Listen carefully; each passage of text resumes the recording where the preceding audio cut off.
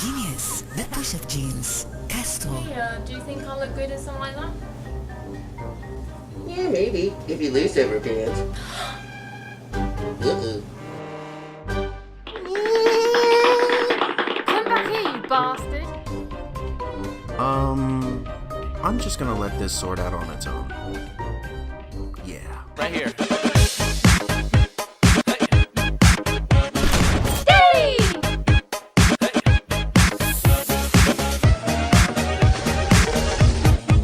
Let's go.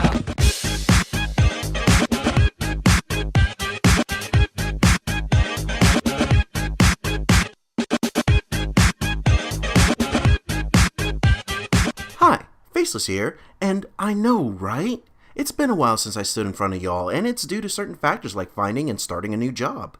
And let me tell you, it took a lot out of me where I just couldn't afford to produce any videos for a time. But now everything seems to be leveling out to a point where I can start working on my channel and upload more content on a regular basis. As for the two movies regarding on how RJ and I got out of the predicament we found ourselves last year, it's still in production and will be coming soon.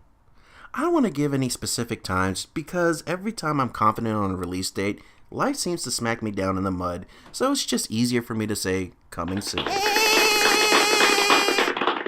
Yeah, about that. It's just best that I don't get involved. Now in my absence, I did catch a few movies this year, and before I fully begin the season's reviews, I thought it'd just be fair to tell you my general thoughts on the movies I've seen already. So in no particular order, let's begin with Beauty and the Beast. This is Disney's latest live-action adaptation to the 1991 animated feature. And if you've seen this film, you're pretty much getting the same story in this version, with some additional changes in the plot. The people they casted for this film was superb, even down to Luke Evans as Gaston, which I didn't think he'd pull it off, but he did a good job portraying the egotistical meathead. Although Emma Watson as Belle is okay, though for some reason I didn't totally buy her character 100%, but she did well enough for me not to be too distracted. The look and feel of this movie was amazing, and in the end I enjoyed it, so my rating is a B+. Next on the romantic hit list, if you could call it that, 50 Shades Darker. The sequel to 2015 50 Shades of Grey, Anastasia and Christian reconcile from those events from the last film and continue on in their bizarre relationship. It had been some time since I saw this film, and I'm a bit foggy of what happened other than there was a party involving masks, and one of Christian's exes is stalking them. Anastasia's boss gives a pure definition of sexual harassment in the workplace, and Christian pulling down his barriers, in turn letting Anna get close to him. Really, this film strikes me as a fantasy of a girl trying to fix a guy that's already been damaged. Oh, and there was sex. I don't remember much, but there was sex. I think. Now, I didn't particularly enjoy the last movie, so my expectations were low, but this film did give me a good chuckle here and there. Whether it was intentional or not is anyone's guess, but at the end of the day, I feel that this film deserves a D+. This next film I've been... Right. Anyway, this next film I wasn't sure what to expect, but I did like the Lego movie, so what the hell? The Lego Batman movie. That's right, Batman from the Lego movie got his own film, and I'll admit it's a mixed bag for me. I did laugh at the gags that they had, but not bursting out laughter. There was a point where I found myself a little bored, although this version of the Joker was way better than what we got in Suicide Squad. Overall, I did find some enjoyment in this film, but at the end I would give this movie a C. Not that it's bad, but I guess I was expecting a little bit more from it. This next film, I tried not to give my hopes up because the studio has thus far disappointed me. Wonder Woman. And with this film, it refreshed my faith in Warner Brothers and the DCEU. Well, not all the way, I still have my doubts for the new Justice League movie, but it gave me enough to say DC deserves another chance. This film takes place in the last days of World War I, and it's an origin story of our famed heroine. Gal Gadot was spot on as Wonder Woman. I couldn't pick a better actress. Chris Pine as Stephen Trevor was also great, easily one of the best things in this film. Given the premise of the plot, the studio could have played this off as a fish out of water. However, they did give us a little bit of that, but also gave us a solid story that Wonder Woman deserves. And that's why I'm giving this a B+.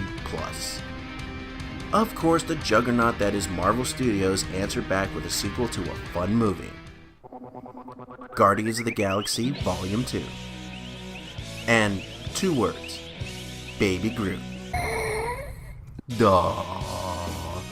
Essentially, the plot revolved around Star-Lord, played by Chris Pratt, and it heavily focused on family and the idea of being part of a family. Star-Lord finding his father and finding out his true origins, Gamora and Nebula working out their issues with one another stemming from an abusive background. Yeah, Thanos is a dick. Rocket learning not to be a douchebag to his friends and coming to grips that he doesn't have to push everyone away. Drax being the comic relief, which I have to say, every family has one, but the person that truly stole the show was Yondu. This time around, we get a reason why his attitude is the way it is towards Star-Lord, and at the end of the day, you really root for this guy. All I have to say is, Yondu for president. Oh yeah. The movie overall was awesome, and it taught us that we may not get along all the time, but in the end, family matters, and that's why I'm giving this an A.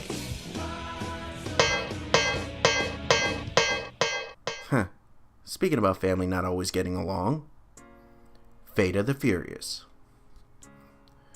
Vin Diesel is back, and this time he's turned his back on his family for a reason or another.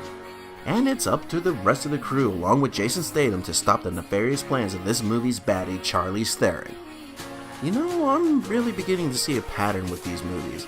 In almost all of them, if you were the bad guy, in the next movie, you're part of the team. So, does that mean Charlize Theron is going to be a good guy in the next Fast and Furious movies? Huh. This movie is what you would expect from this franchise. Fast cars, over-the-top action, big explosions, and of course, a message of family. For me, I had a good time. I had fun with this film, but there are a couple of things that you have to suspend your disbelief, especially with some of the action scenes. The plot was predictable, but nevertheless, it is still a good popcorn movie for a summer matinee, earning a C. Now, I did have high hopes for this next film, but after viewing it, I'm on the fence of what I should rate it. Alien Covenant. Set after the events of Prometheus, but before the first Alien movie, a ship full of settlers are forced out of cryosleep and they have to recover from a disaster that occurred on the ship. While doing repairs, they receive a distress signal from a nearby habitable planet, and rather than head to their original course, they decide to check this world out. And from there, you can guess what happens. Michael Fassbender returns as David, the android from Prometheus, and Walter, the android caretaker of the settlers on board the Covenant. Throughout the story, you find out what happened to the characters in the previous film. You also get an origin story of the aliens that we all know and love. For me, I was expecting to get answers to the questions that I had in the conclusion of the last film, and I wasn't really satisfied with what I got. The alien, or aliens in this movie, were okay, but it ended up being cliché from the past films in the franchise. All in all, I did enjoy this film, however, it left me scratching my head. My final rating is a B-. Even though I had my bitches and complaints about Alien Covenant, I would rather have watched that in the theater than watch this next movie. The Emoji Movie. Fuck this movie. I understand that at some level, this movie was really for the kids, but even children in the theater were not even interested. Think of the movie Wreck-It Ralph and the general plot, and make all the characters emojis, and there you have it. Oh, and don't get me wrong, I did give this movie a chance, to a point that I was in denial of whether it was worth watching or not. Although after a day of really thinking about it, I wouldn't recommend it to hardly anyone to see in the theater. It's unfunny, its premise is really silly, and I just wasn't enjoying myself. It makes some lame message of conformity and the lesson of being yourself instead of what society dictates you should be. I really don't have anything more to say about this film, so my rating is an F.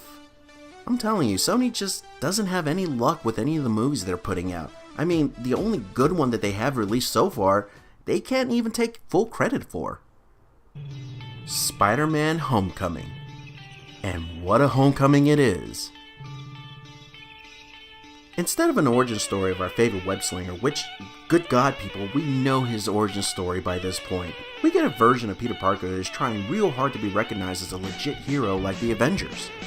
And I love how the Spider-Man has growing pains and learning to be patient and the consequences of stepping over his boundaries.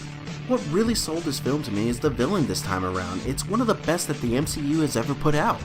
Michael Keaton plays as the Vulture in this film, and the story builds to where the audience sympathizes with this guy. He's not doing bad stuff to take over the world or being a lunatic. I mean, he's being a guy that's trying to make it in this world and take care of his loved ones. In my opinion, this is a better version of Spider-Man I've seen in a long time, hence why I'm giving this movie an A.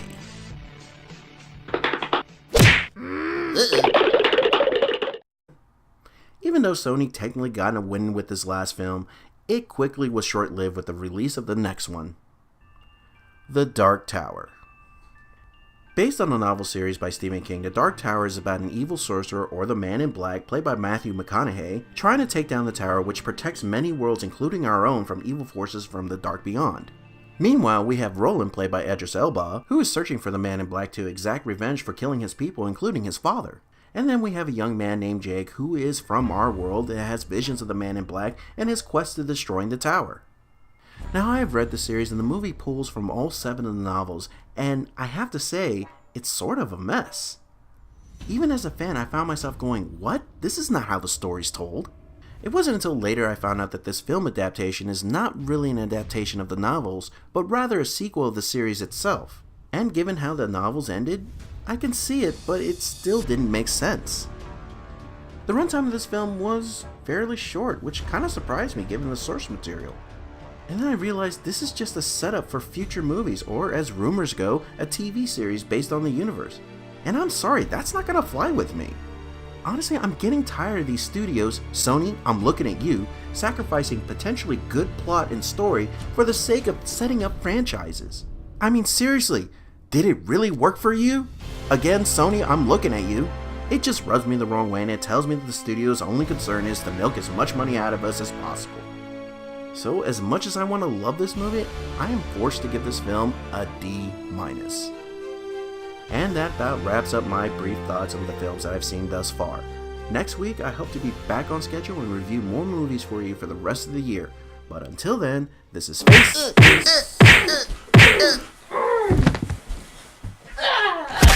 Ow. Ooh.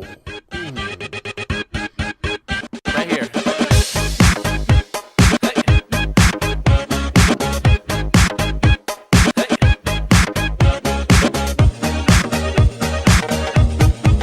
Let's go.